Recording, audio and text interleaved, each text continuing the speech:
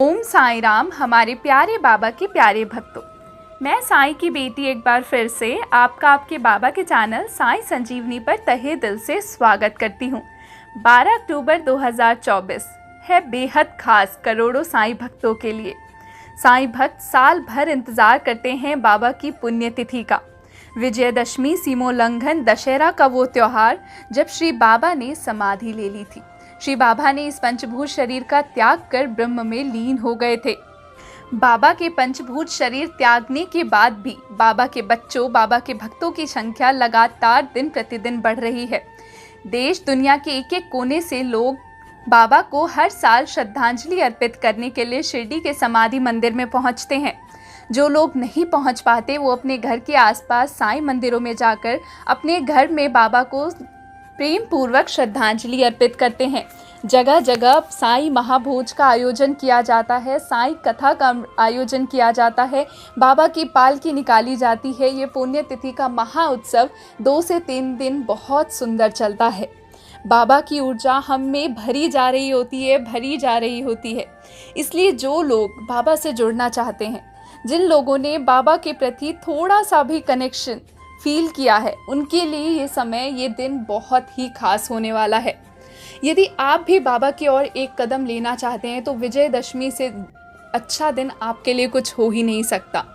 बाबा की ऊर्जा दिन प्रतिदिन बढ़ती जा रही है। उनकी करुणा, उनका प्रेम बह ही जा रहा है। जिस तरह सागर का कोई अंत नहीं, उसी तरह से साईं बाबा की कृपा का कोई अंत नहीं। तो आइए जानते हैं कि हमें विजयादशमी के दिन हम घर में बैठकर किस प्रकार बाबा को श्रद्धांजलि अर्पित करें, प्रेम से पुष्पांजलि अर्पित करें, किस प्रकार उनकी आराधना करें, कैसे अपनी मनोकामनाओं को उनके सामने रखें, कैसे उनसे अपनी दिल की सारी इच्छाएं कहें और कैसे जानें कि श्री बाबा की कृपा हम पर बरस रही है। तो सबसे पहले यदि संभव हो सके तो श्री बाबा की काकड़ आरती उस दिन अवश्य करें। काकड़ आरती का महत्व और आरतियों से बिल्कुल ही अलग और बहुत सुंदर है।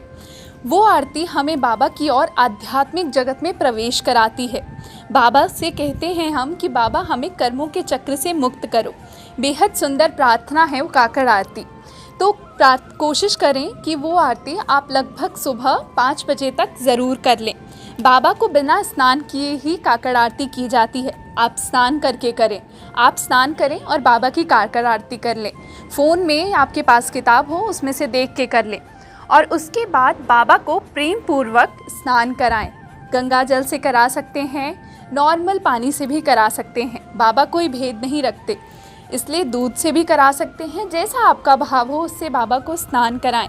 स्नान कराने के बाद प्रेम पूर्वक बाबा को चंदन लगाएं और इत्र लगाएं। इत्र लगाना ना भूलें। बाबा को इत्र बहुत पसंद था। खुशबू से बाबा बेहद प्रभावित हो जाते हैं, तो इत्र अवश्य लगाएं। उसके बाद बाबा को स्वच्छ कपड़े पहनाकर उनको एक चौकी पर, सुंदर चौकी पर बिठा दें और उस दिन बाबा का पूरे दिन प्रयास करें कि नाम स्मरण करते रहें, बिसरे ना। ये जो उपाय मैं आप लोगों को बता रही हूँ कि नाम स्मरण, ये सबसे ज़्यादा प्रभावकारी है। आप बैठकर 4 घंटे पूजा नहीं कर सकते, कोई बात नहीं। आप यदि जब खाना बना रहे हो, आप अपने ऑफिस में हो, आप ट्रैवल कर रहे हो, बस नाम स्मरण करते रहिए। साईं साईं साईं साईं साईं का जाप करते रहिए। यदि आपके पास थोड़ा सा समय हो तो बाबा को स्नान कराने के बाद साईं गायत्री मंत्र का जाप कीजिएगा। 108 बार माला में कीजिएगा। साईं गायत्री बहुत ही फलदायक है। यदि आपका कोई भी काम बहुत लंबे समय से रुका हुआ है तो वो कार्य निश्चित तौर पर बन जाएगा। आप साईं गायत्री का जाप कीजिएगा। मंत्र कुछ इस प्रकार है: ओम शिरडी वासाय विद्महि सच्चिदानंदाय धीमहि तन्नो साईं प्रचोदयात्। बहुत सुंदर होगा यदि आप इसका 108 बार जाप करेंगे। उसके बाद बाबा को प्रेम पूर्वक खिचड़ी का भोग लगाइएगा।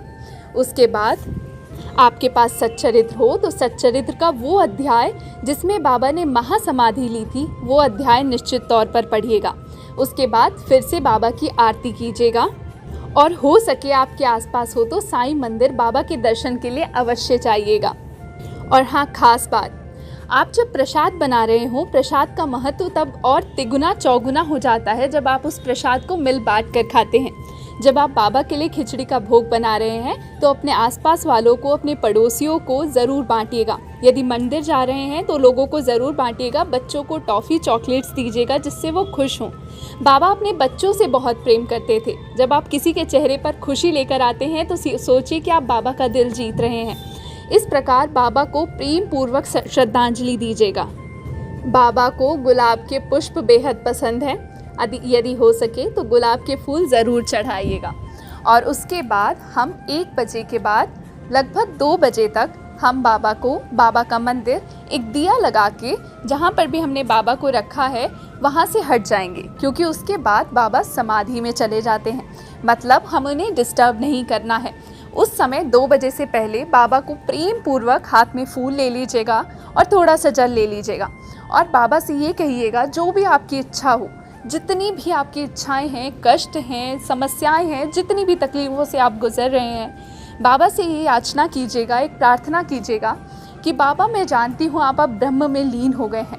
आपको ब्रह्म में लीन हुए इतने 100 सालों से अधिक हो चुके हैं, पर आप जिस समय अब शरीर में थे उस समय जिस तरह से हर जगह व्याप्त थे, आज आपकी ऊर्जा और अत्यधिक फैल रही है।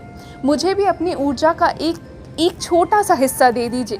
मेरे अंदर भी वो शक्ति दे दीजिए जिससे मैं भी आपकी बच्ची बन जाऊं, आपका बच्चा बन जाऊं। ये प्रार्थना उनसे कीजिएगा और अपनी सारी समस्याएं कहिएगा कि बाबा मैं आपके चरणों में डालती हूँ। इस विजयदशमी, इस सीमोल्लंघन से मेरे अंदर का भी जो अहंकार है, मेरे अंदर की जितनी भी बुरी चीज़ें हैं, गुस्सा है, किसी के प्रति कोई नफ़रत है, घृणा है, ईर्ष्या है, जलन है, सारे द्वेष भावों को मेरे अंदर से भी जला डालिए और मुझे अपना बच्चा स्वीकार कर लीजिए। ये प्रेम पूर्वक प्रार्थना करके अपने बाबा से वो जल और वो पुष्पांजलि आप अपने बाबा के चरणों में डाल दीजिएगा और उसके बाद आप बाबा को छोड़ दीजिए। बाबा उसके बाद समाधि में चले जाते हैं। उसके बाद शाम को 6 बजे के करीब बाबा को आराम से भोग लगाइए। उस दिन हम आरती नहीं करते बाबा की। अगले दिन सुबह बाबा का आप दोबारा से आरती, काकड़ आरती कीजिए। उसके बाद बाबा को स्नान कराइए और उसके बाद फिर से नित्य कार्यक्रम जैसे भी आप बाबा को करते हैं, सुबह शाम दोपहर की आरती वो करिए।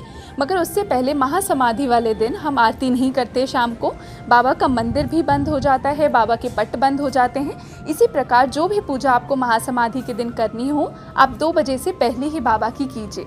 बहुत सुंदर फल देने वाली ये पूजा है और इसमें कोई अंधविश्वास की ज़रूरत नहीं, कोई किसी भी तरह की आपको आडंबर की ज़रूरत नहीं। बस प्रेम से बाबा से प्रार्थना करनी है, अपनी सभी समस्याओं को रखना है।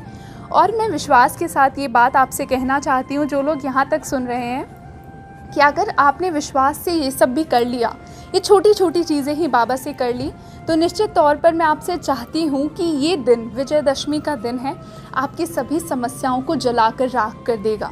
जिस तरह बाबा का शरीर जल गया, पंचभूत शरीर जल गया, उसी तरह से आपकी सारी समस्याएं भी विलीन हो जाएंगी।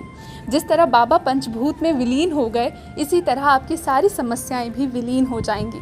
विश्वास से कीजिएगा और ज़रूर कमेंट बॉक्स में बताइएगा कि आपके जीवन में बाबा ने क्या परिवर्तन किया है। ओम साईं राम।